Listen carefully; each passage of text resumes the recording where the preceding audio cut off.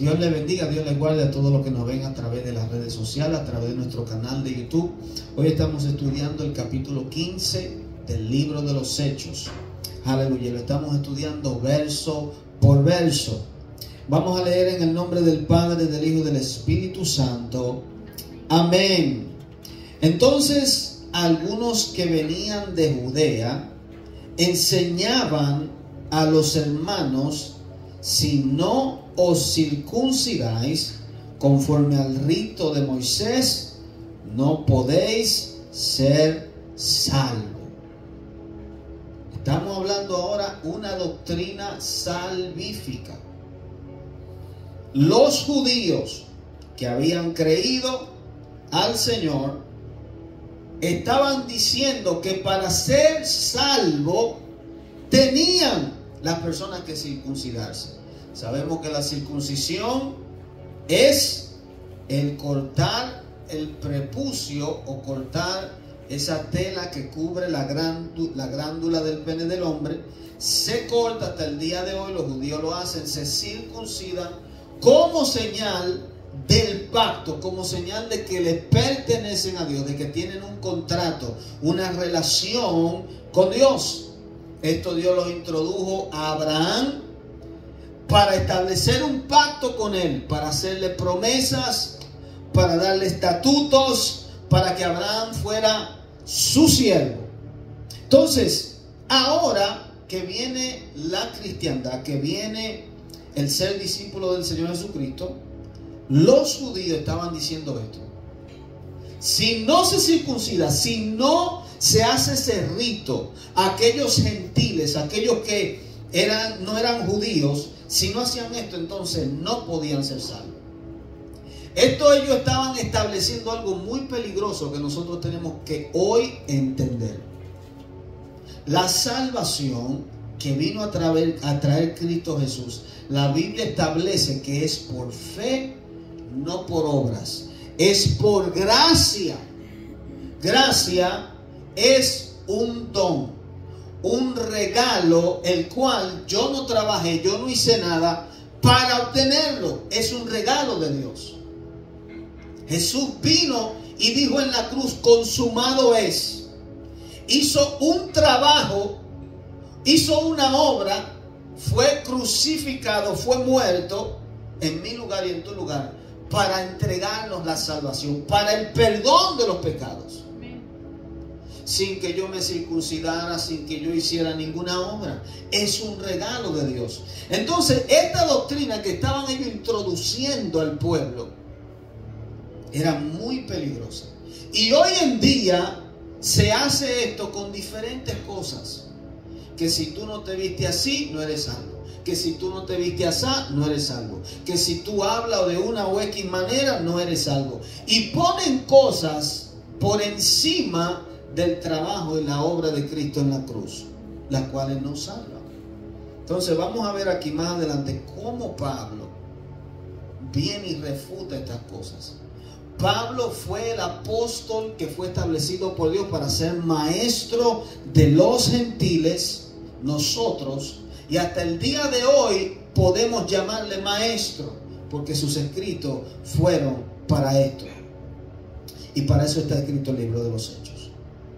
Dice el versículo 2: como Pablo y Bernabé tuviesen una discusión y contienda no pequeña con ellos, se dispuso que subiesen Pablo y Bernabé a Jerusalén, y a algunos otros de ellos, a los apóstoles y a los ancianos, para tratar esta cuestión.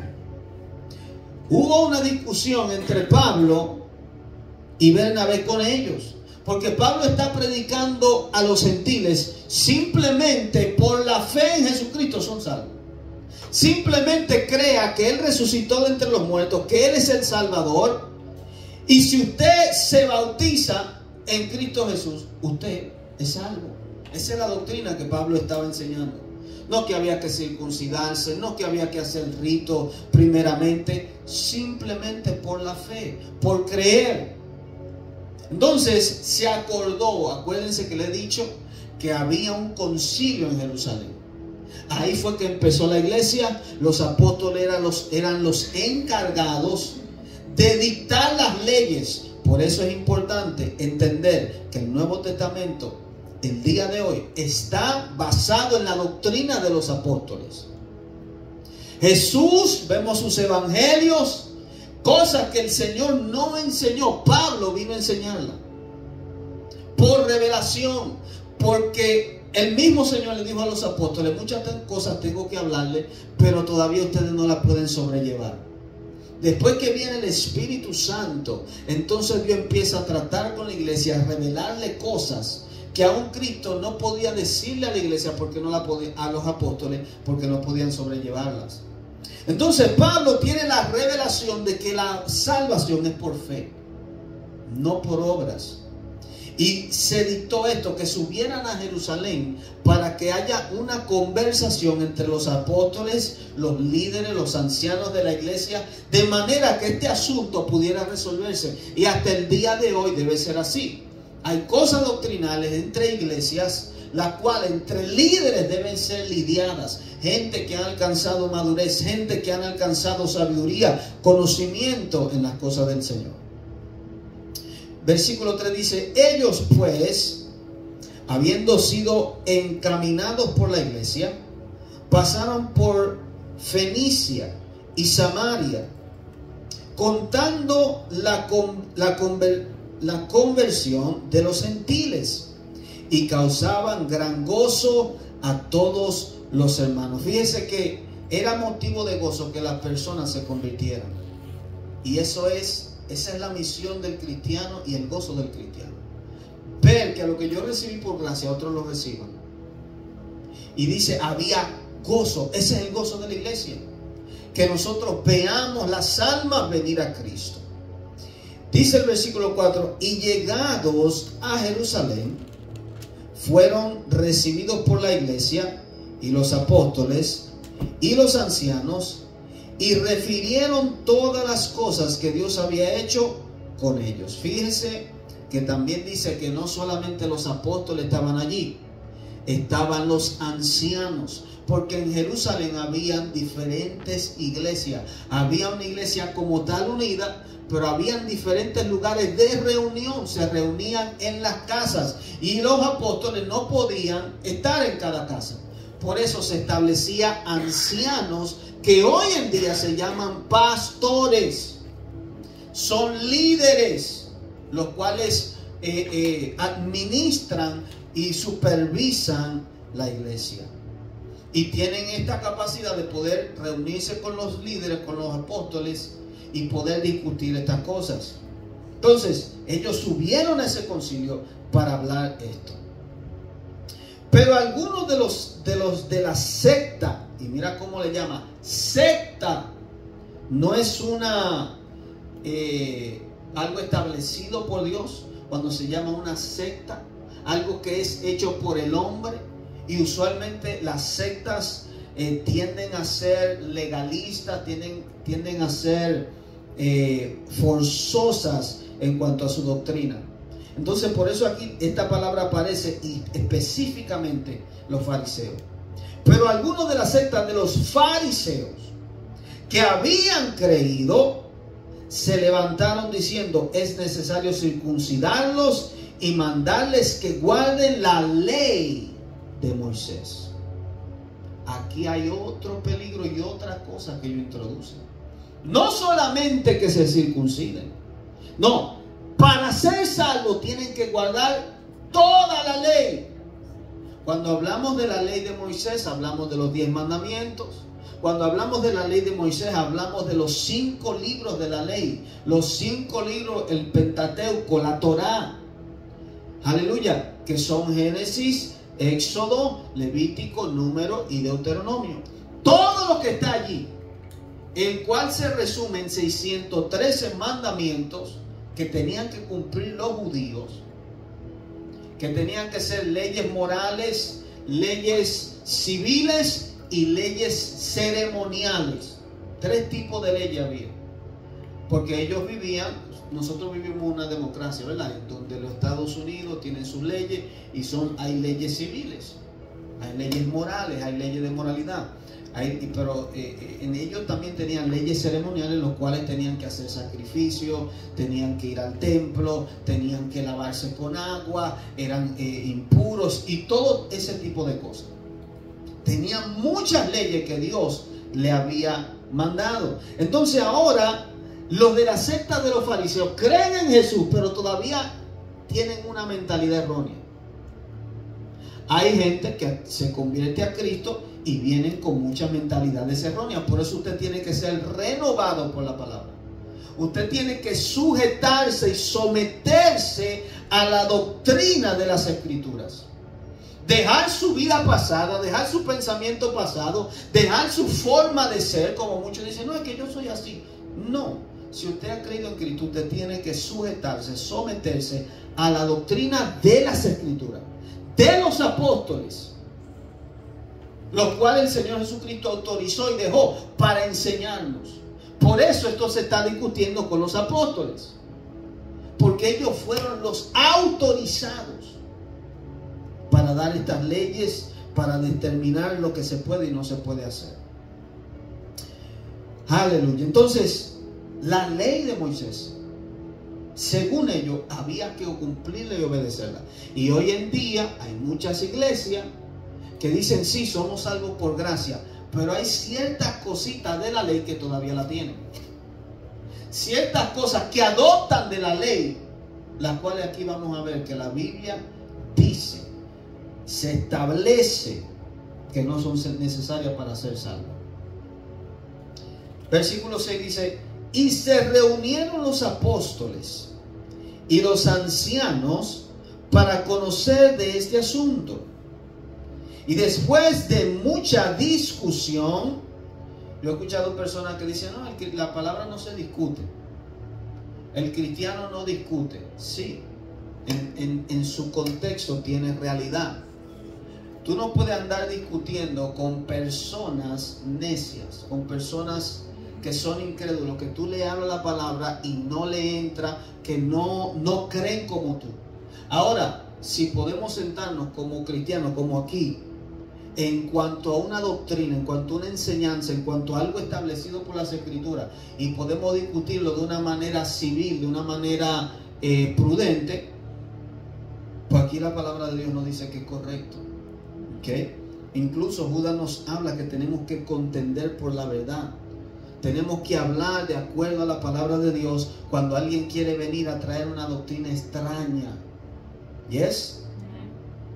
Entonces dice, y se reunieron los apóstoles y los ancianos para conocer de este asunto, y después de mucha discusión, Pedro se levantó y les dijo, hablando aquí, aleluya, como quien dice la cabeza o uno de las cabezas de la iglesia: varones hermanos, vosotros sabéis cómo ya hace algún tiempo que Dios escogió que los gentiles oyesen por mi boca la palabra del evangelio y creyesen. Y Dios, que conoce los corazones, les dio testimonio dándoles el Espíritu Santo, lo mismo que a nosotros. ¿Sabe qué está diciendo Pedro aquí? Dios dio testimonio de salvación a las almas, a esas personas, a Cornelio, dándole el Espíritu Santo. Hay gente hoy día que dicen que son salvos y no tienen el Espíritu. Yo creo en Jesús, yo creo en Dios, pero no tienen una vida consagrada a Dios, no tienen espiritualidad. Nunca han experimentado lo que es el Espíritu Santo. Hay gente que anda diciendo, yo estoy bautizado con el Espíritu Santo, yo estoy lleno del Espíritu Santo, y no tienen nada. Porque eso es un fruto que se ve, eso es un fruto que se nota. Jesús dijo, por su fruto los conoceréis. Yo no puedo tener el Espíritu Santo y estar viviendo una vida como me da la gana. La Biblia contradice eso. El que es nacido de Dios no peca, porque el maligno no le toca, porque la simiente de Dios está en él. No puede pecar, dice la Biblia. Entonces, Pedro está diciendo, estos gentiles Dios le dio el mismo espíritu a ellos que a nosotros. Y está estableciendo algo muy importante. El Espíritu de Dios no mora donde hay un vaso pecaminoso. El trabajo de Cristo vino primero a limpiarnos. Su sangre nos lava. Eso es lo que simboliza y representa el bautismo. Cuando tú entras a las aguas, el agua ¿qué hace? Limpia, lava. En ese acto físico, Dios te lava con su sangre, perdona tus pecados, para entonces tú ser apto para recibir el Espíritu Santo. ¿Qué es lo que Adán perdió? En la vida eterna no es una cosa o un pensamiento o una idea o cuando yo esté en el cielo. La vida eterna es una persona, es el Espíritu de Cristo, el Espíritu del Padre viviendo en mí. Eso es lo que me da la vida eterna. Porque Él es eterno y si Él mora en mí, el mismo Espíritu que resucitó a Cristo de entre los muertos me va a resucitar a mí. Esa es la vida eterna. Entonces Pedro está estableciendo un principio bíblico. El Espíritu de Dios que le fue dado a nosotros para salvación, como testimonio, como las arras del Espíritu, como dice Pablo, le fue dado a ellos también. ¿Qué está diciendo? Ellos no se circuncidaron, ellos simplemente escucharon el mensaje y creyeron, y eso los hizo aptos para recibir. Aleluya. Versículo 9. Y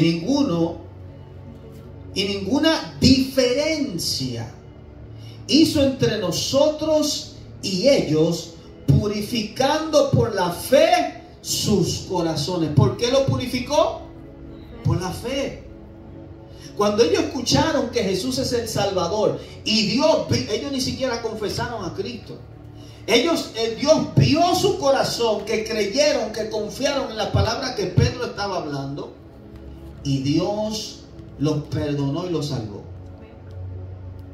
Eso no quita, oiga bien ahora, eso no quita de que la persona pueda ser salva así, pero no quita que no deba bautizarse, cumplir los mandamientos de Dios, porque hay gente que dice, bueno, simplemente por la confesión yo soy salvo. Es cierto. Pero eso no quita que debas cumplir el mandamiento que dice la palabra de bautizarte, de congregarte, de ofrendar y diezmar, de hacer el trabajo de Dios y la obediencia. ¿Yes? Porque si Dios entonces viene a tu vida y te salva y tú no cumples sus mandamientos, entonces esa desobediencia te puede condenar. ¿Entendieron el balance?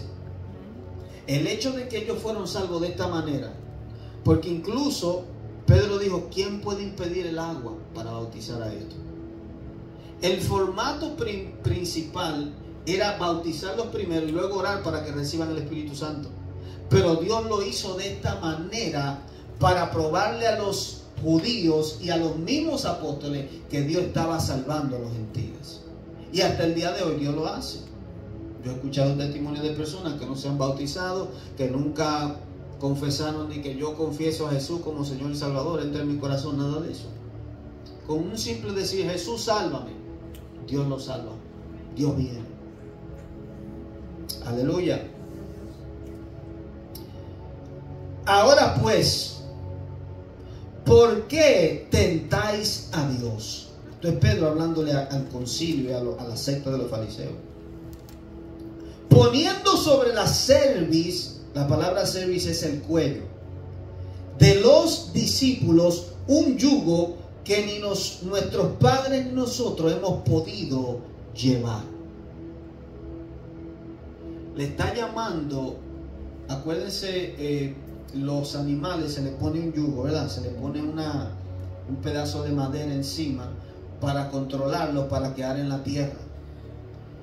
El cerviz es el cuello, es donde tú cargas algo, ¿verdad? Entonces él está comparando esto como que es la ley de Moisés, y le está diciendo esta ley, este yugo que nos fue dado por Dios, nosotros ni nuestros padres pudimos cumplirla.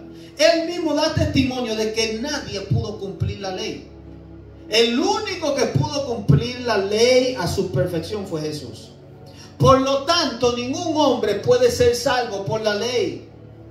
Ningún hombre, por obedecer los mandamientos perfectamente de la ley, pudo haber sido salvo. La Biblia dice que cuando tú quebrantas uno de los 613, lo quebrantaste todos. Por eso Jesús vino. Dios le permitió al hombre un tiempo con los mandamientos de la ley para probarle al mismo hombre que ellos no pueden ser salvos. Entonces Dios tuvo que venir por su gracia y dijo: ok, te voy a regalar la salvación. Como ustedes los seres humanos no pueden llevar mi ley, no pueden obedecerla, no son capaces, te voy a dar mi espíritu. Les voy a dar mi mandamiento escrito en vuestros corazones para que puedan entonces entrar al cielo, porque si no el hombre no hubiera podido ser salvo. Aquí Pedro está estableciendo que por las obras de la ley, lo que dice Pablo en el libro de los Romanos, ningún hombre será justificado delante de Dios. Por eso cuando yo escucho a una persona decir: no, porque yo soy bueno, como hablamos con el amigo de nosotros, mi esposo y yo, no, porque yo no le hago daño a nadie, yo estoy cerca del cielo, yo me porto bien, que estaba justificándose él mismo. Como que a Dios eso le sorprende. Como que por eso tú vas a poder entrar al cielo. Ningún hombre por sus buenas obras va a entrar al cielo. Todos los hombres son pecadores. Todo. Uno peca hasta con el pensamiento. Y un solo pecado te excluye de su presencia. Entonces, él está describiendo esta ley como un yugo. Y le está diciendo: ustedes ahora quieren ponerle este yugo a los gentiles. Ustedes quieren ponerle esta carga a los gentiles, toda esta carga. ¿Por qué tentáis a Dios poniendo sobre la cerviz de los discípulos un yugo que ni nuestros padres ni nosotros hemos podido llevar? Antes, creemos que por la gracia del Señor Jesús seremos salvos, de igual modo que ellos. Aquí él está hablando muy claro y dice palabras específicas: no por obra, por gracia seremos salvos. Ahora, si no es por obra y es por gracia, ¿no debo obrar? No. Por la gracia, el regalo que tú recibiste, automáticamente eso te hace orar. Es por amor, es por agradecimiento. Porque el problema que Dios tiene con el hombre es que el hombre quiere justificarse por sus propias obras. Y no es por las obras. Dios entonces te da el regalo de la salvación y eso produce en ti un agradecimiento para poder servirle a Dios. Amén. Antes creemos que por la gracia del Señor Jesucristo seremos salvos, de igual modo que ellos. Entonces toda la multitud cayó y oyeron a Bernabé y a Pablo, que contaban cuán grandes señales y maravillas había hecho Dios por medio de ellos entre los gentiles. ¿Por qué ellos le están contando y le están diciendo entonces esto que vienen a decir que no es necesario circuncidarse? Vienen a decirle: nosotros fuimos llamados por Dios, fuimos aprobados. Dios ha hecho milagros, ha hecho señales a través de nosotros. La gloria de Dios se ha manifestado en estos gentiles. Hemos visto cómo ellos han creído, cómo han venido al evangelio. Entonces el consejo se da cuenta de que Dios verdaderamente llamó a Pablo. Porque Dios escogió 12, pero luego escogió a Pablo como apóstol para los gentiles. Y a él se le reveló algo que a los 12 no se le había revelado.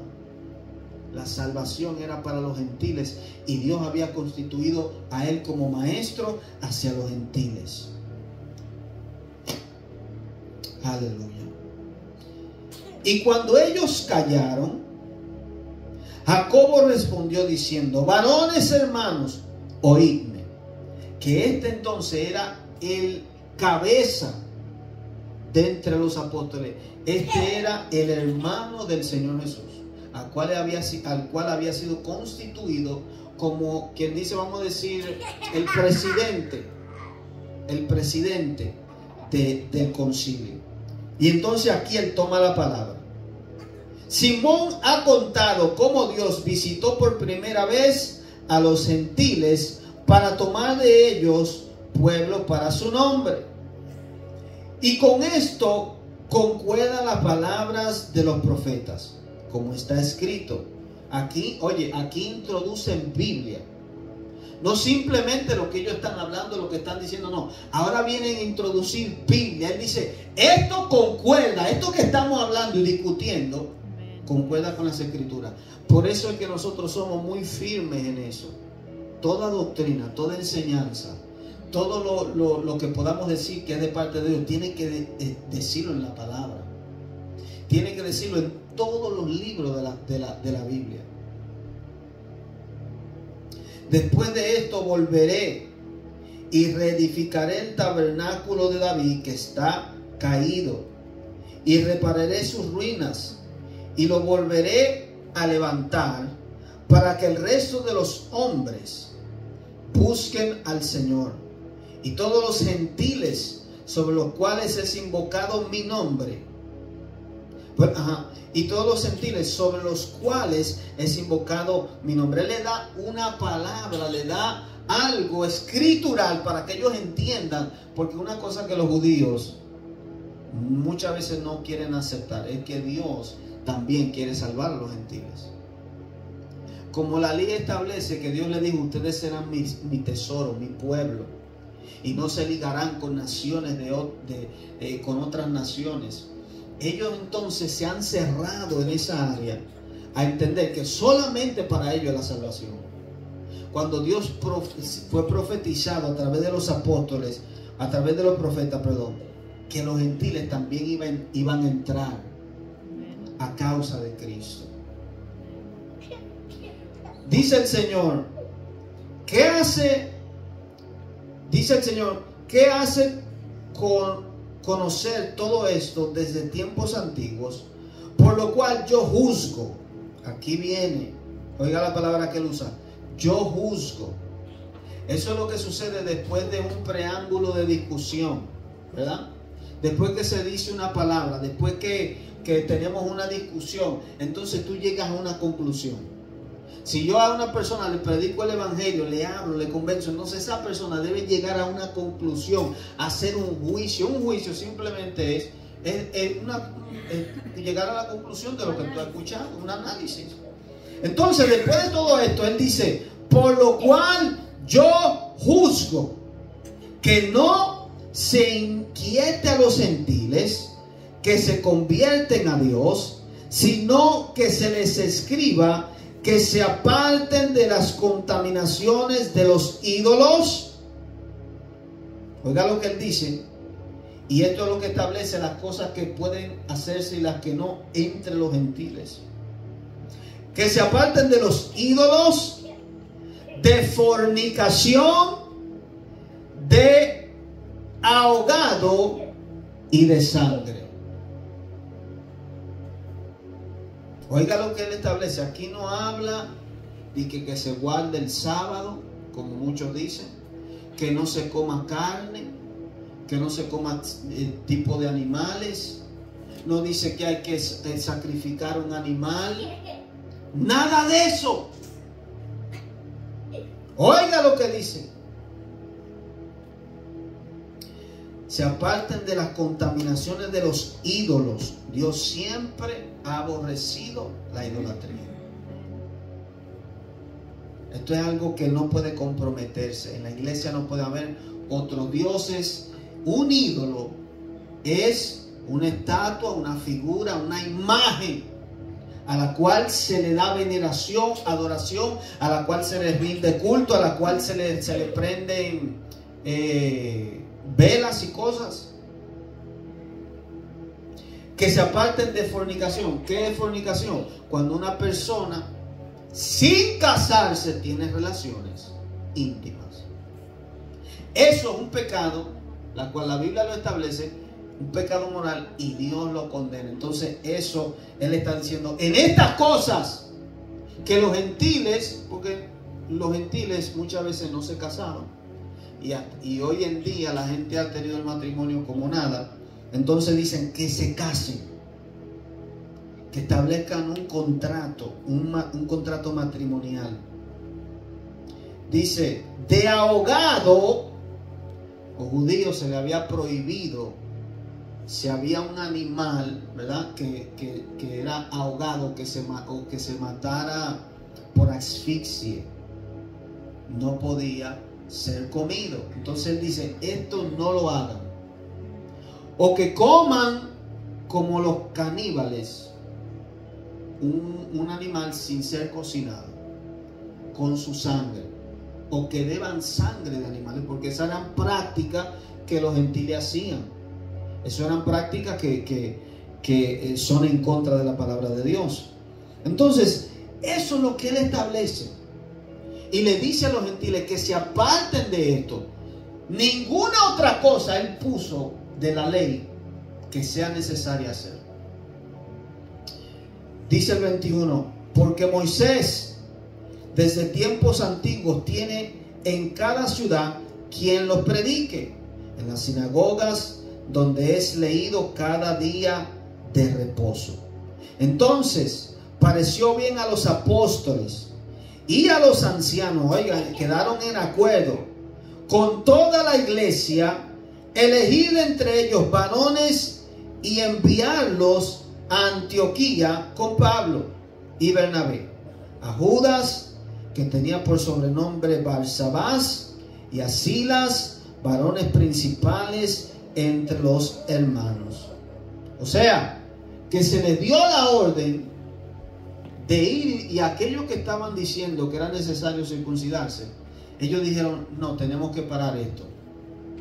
Entre todas las iglesias, y se enviaron cartas dejando saber que había un acuerdo entre los apóstoles, los ancianos, los líderes del concilio que había en Jerusalén, para que esto no se esparciera.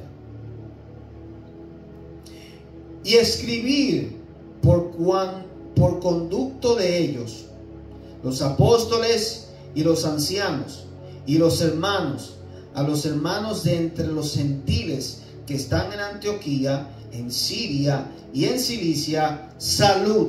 Esta es la carta que se le escribe. Por cuanto hemos oído que algunos que han salido de nosotros, a los cuales no dimos orden, os han inquietado con palabras, perturbando vuestras almas, mandando circuncidaros y guardar la ley. Oiga qué autoridad tiene la iglesia y tienen los líderes de una iglesia. Ellos dicen, nosotros no le ordenamos, nosotros no le dimos el permiso. Hoy en día es que la gente se pierde en entender que los líderes de una iglesia tienen autoridad para darle orden a usted, para decirle, haga aquello, haga lo otro, vaya y predique, vaya a aquella iglesia. Y por eso es que también hoy se usa, cuando usted va a otra iglesia, usted diga, yo soy tal y tal, mi pastor es tal, estoy aquí con el permiso de él.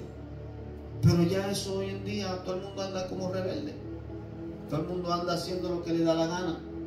Mas sin embargo aquí los apóstoles dicen, nosotros no le dimos orden, no autorizamos a esa gente, por lo tanto no lo escuchen, andan en desobediencia y en rebeldía.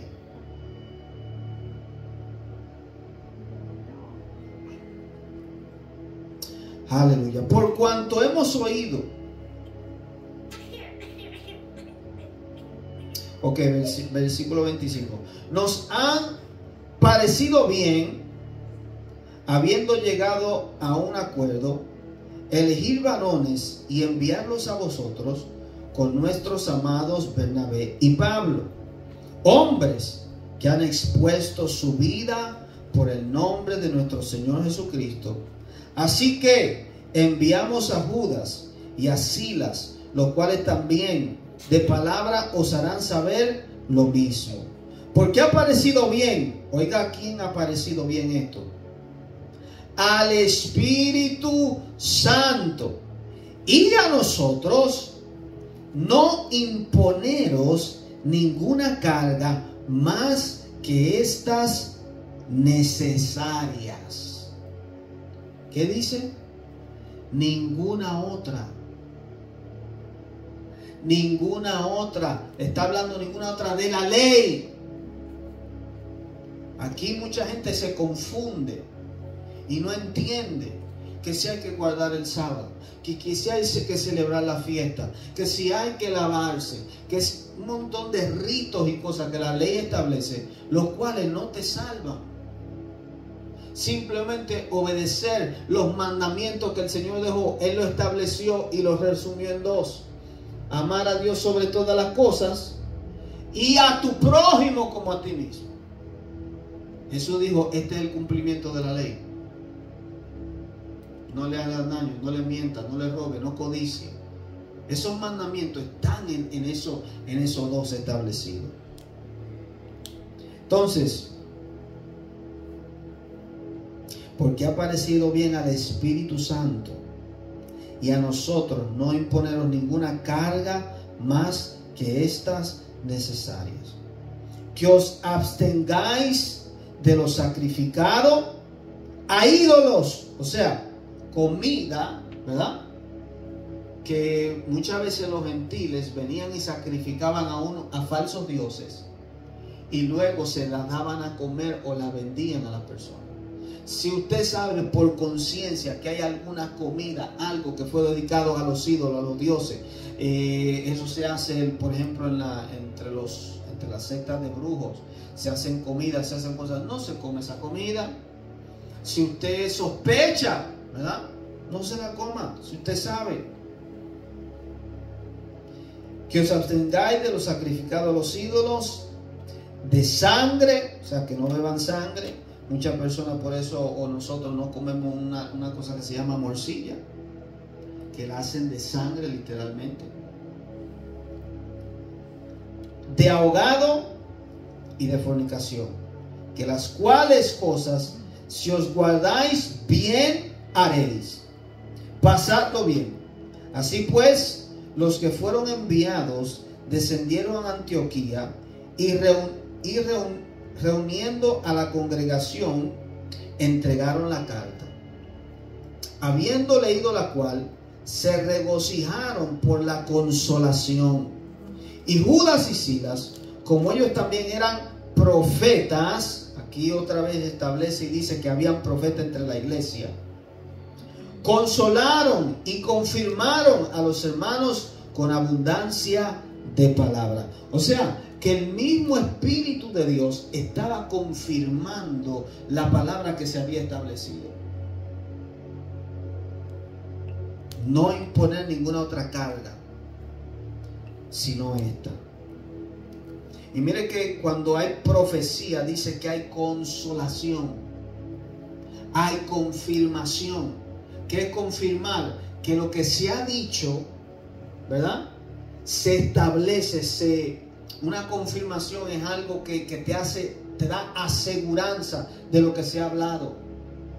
Entonces ellos hablaron por el Espíritu, porque la profecía es por el Espíritu, y confirmaron y consolaron a los hermanos, los discípulos, porque ellos estaban turbados con esto. ¿Cómo va a ser? Ahora tengo que someterme a la ley, tengo que hacerme judío, tengo que ponerme un talí, tengo que guardar el sábado, tengo que hacer todas estas leyes y todas estas cosas para ser salvo. Entonces, cuando ellos escucharon eso, se regocijaron, porque oiga, la vida cristiana como tal no es fácil. Ahora añadirle todas esas leyes.